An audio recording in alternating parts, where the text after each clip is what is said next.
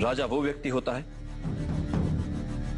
जिसे बहुजन के हित में सामाजिक संतुलन बनाए रखने के लिए चुना जाता है।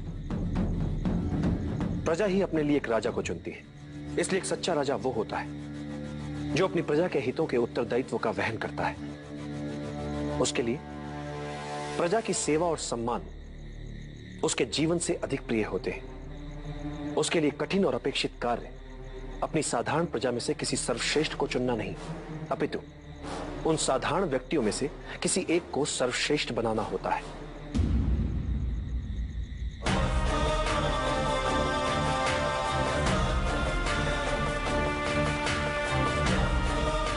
एक राजा के लिए सबसे बड़ी चुनौती होती है पूरे देश को सफलता और समृद्धि के महान लक्ष्य को प्राप्त करने के लिए न केवल उन्हें प्रेरित करे, अपितु प्रजा के लिए ही उन्हें प्राप्त करके भी दिखाए।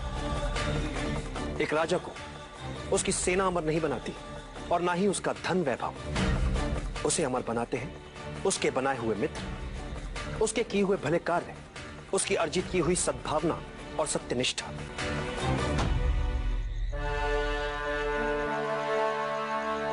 एक योग्य राजा कभी अपने शत्रुओं से नहीं डरता, अपितु शत्रु स्वयं एक राजा से डरते हैं।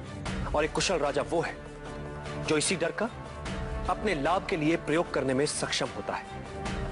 और बुद्धिमान राजा वो है जो राजा का कर्तव्य निभाते हुए भी ये कभी नहीं भूलता कि वो एक साधारण व्यक्ति ही है, जैसा कि प्रजा में एक साधारण व्यक्ति होता है।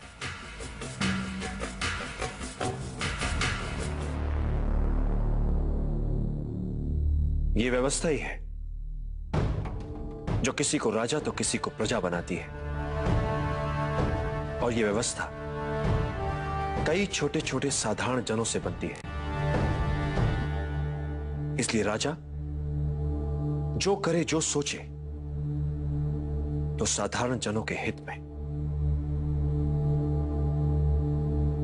प्रजा का विश्वास और समर्थन एक साधारण राजा को असाधारण, शक्तिशाली और लोकप्रिय राजा बनाता है।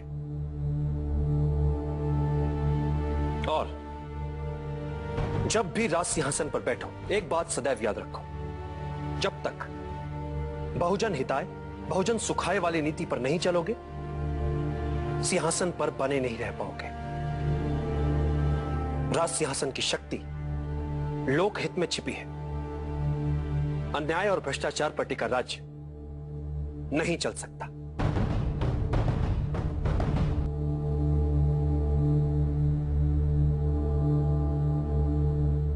वचन देता हूं आचार्य,